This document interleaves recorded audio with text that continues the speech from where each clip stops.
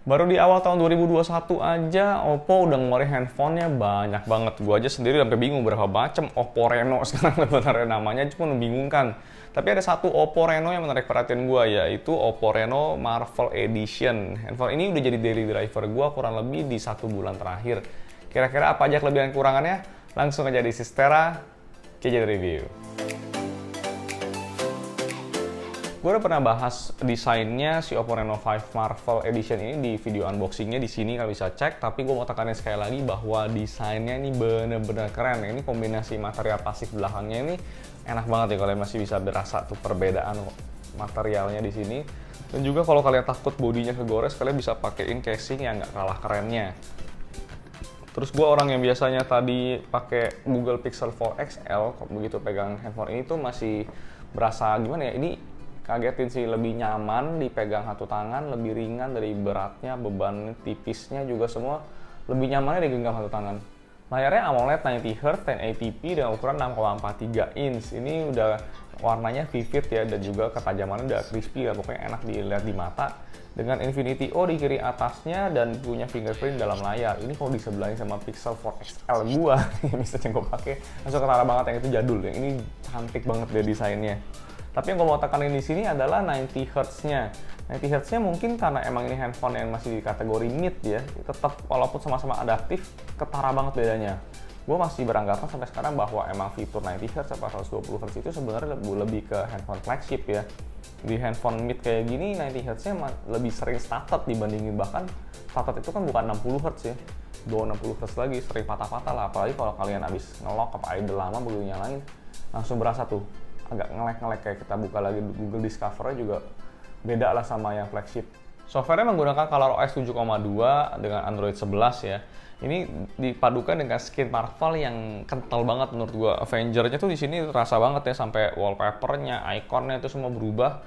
Dan kalau boleh jujur sih ya, tampilannya sebenarnya oke, color-nya, estetikanya itu juga udah bagus. Cuma yang gua bikin agak mabok gitu ya, icon-iconnya itu dirubah, di masking-masking itu gue jujur bukan fans sebuah tema yang ngerubah icon sampai bikin mabok gitu, dibungkus-bungkusin gitu. Jadi kalau boleh jujur, gue ganti aja iconnya mendingan yang original, walaupun emang sebenarnya itu nilai jual plusnya ya dari handphone ini. Kalau misalnya OS-nya sendiri si Oppo ini tuh ada plus dan minusnya. Plusnya itu menurut gue yang kayak dia banyak fitur-fitur yang bisa bikin kayak smart sidebar, langsung buat split screen-nya tuh enak. Terus juga dia ada game space yang nggak ganggu notif kalau lagi main game. Ada juga kayak app owner gitu. Itu sebenarnya nilai plus. Tapi gue nggak pakai sih, yang gue pakai ujung-ujungnya cuma Google Discover aja yang tiap hari dipakai.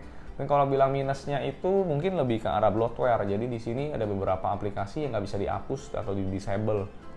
Itu bikin handphone ini jadinya ya ketara agak murahan aja sih. Walaupun sebenarnya masih bagus, nggak ada iklan gitu. Sayangnya desain Marvel Avenger yang gahar di sini tuh nggak digabung dengan chipset yang gahar juga. Di sini Oppo lebih memilih gabunginnya dengan chipsetnya itu Snapdragon 720G aja. Ini sama persis dengan yang dipakai sama Oppo Reno 4 Pro kemarin, gue udah pernah review juga. Jadi performance-nya itu biasa aja, medium, lebih handphone mid. Ini buat game pun biasa-biasa aja, dan kalau game berat udah mulai keteteran ya. Kalau buat sehari-hari itu nggak ada masalah. Jadi secara positioning ini bukan upgrade-annya dari Reno 4 Pro kemarin. Ini lebih beda target pasarnya aja. Ini lebih ditujukan buat orang yang lebih suka sosmed aja. Ini karena emang cukup smooth ya buat sosmed, dan juga ya perbedaannya ini kameranya. Kameranya di sini menggunakan lensa utamanya baru ya, sekarang 64 megapiksel untuk lensa wide-nya. Ultra wide-nya itu 8 megapiksel dan juga 2 megapiksel makro dan 2 megapiksel buat depth. Kalau buat selfie-nya 44 megapiksel. Nah, jadi yang mau gue bilang di sini adalah lensa utamanya, walaupun emang ini nggak ada OIS ya, typical handphone mid, itu cuma ada EIS aja, tapi hasil kualitas fotonya ini dibantu dengan AI optimization-nya benar-benar keren sih. Jadi dia nyala banget itu kalau kalian habis foto, walaupun nggak begitu detail, tapi warnanya langsung nyala, langsung cocok banget buat kalian langsung post ke Instagram, atau misalnya yang suka sosmed-sosmed, nggak perlu pusing-pusing ngedit lagi. Dan yang gilanya lagi adalah si buat selfie-nya ini sih, gue bandingin sama iPhone kayak bumi dan langit, gila, beauty-nya sadis banget. Bener-bener cantik lah, emang mungkin tipikal Oppo ya, emang kayak gini karakter handphonenya, bener-bener AI optimization-nya jempolan. Untuk fitur-fitur mode-nya tuh juga komplit banget di sini. Jadi udah ada pasti ada night mode, ada portrait mode. Nah, yang di sini tuh yang gue mau bilang ada expert mode di sini. Jadi kalian bisa kayak ngefoto itu settingan manual, kayak mau belajar jadi pro mode gitu. Ada bisa setting ISO-nya, setting F-nya gitu-gitunya. Terus juga dia ada yang baru, ada namanya AI portrait. Itu gabungin foto kalian dengan background. Terus kayak ada siluet-siluetnya gitu. Itu kayak kalau mau kalian bikin video klip gitu bagus kali ya. Terus juga dia ada dual video yang gabungin sekali nyala, dua video itu kamera selfie dan kamera belakang buat hasilnya nanti di split gitu. Dan yang terakhir dia ada namanya Show Loop. Itu jujur gua nggak pakai yang ini satu karena ini kayaknya sih fitur buat dipakai di TikTok. Gua harus belajar dulu main TikTok nih biar ngerti cara pakainya. Untuk baterainya sendiri ukurannya biasa aja, cuma pakai 4310 mAh, tapi ini udah cukup lebih dari 1 hari buat pemakaian normal ya, karena dipadukan dengan chipsetnya yang tadi seri 7 yang emang terkenal irit baterai. Kalau gua sini pribadi pakai di kisaran SOT 3-4 jam itu buat 1 hari dan malam masih sisa 40%. Kalau buat ngabisinnya menurut gua bakal perlu 5-6 jam sih. Tapi kalau misalnya kalian emang makainya nggak standar, nggak wajar, itu kalian boleh-boleh aja pas udah habis buru-buru ngecas. Tenang aja di sini ngecasnya tuh pakai 50 watt flash charge namanya. Ini bisa ngisi dari 0 ke 100 tuh dalam 30 menitan aja. Dan gua udah buktiin sendiri waktu lupa ngecas malamnya ya, besoknya start tuh 30%, itu ditinggal cuma mandi nggak sampai 10 menit, balik-balik udah 60%. Jadi itu dia tadi guys, Oppo Reno 5 Marvel Edition, sebuah handphone mid-ranger yang sebenarnya cukup solid ya menurut gua.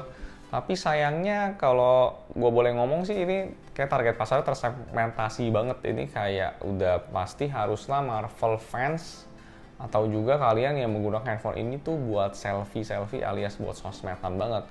Kalau kalian bukan keduanya, mungkin harganya 5,7 juta itu bisa dipikirin handphone lain seperti Samsung A52 gitu yang udah ada OIS dan juga waterproof. Tapi kalian bisa tulis kok di komentar di bawah setuju apa enggak buat pendapat gue itu. Jangan lupa klik like juga ya dan share ke teman-teman. Gue Agus, Sister Git Review. See you next time.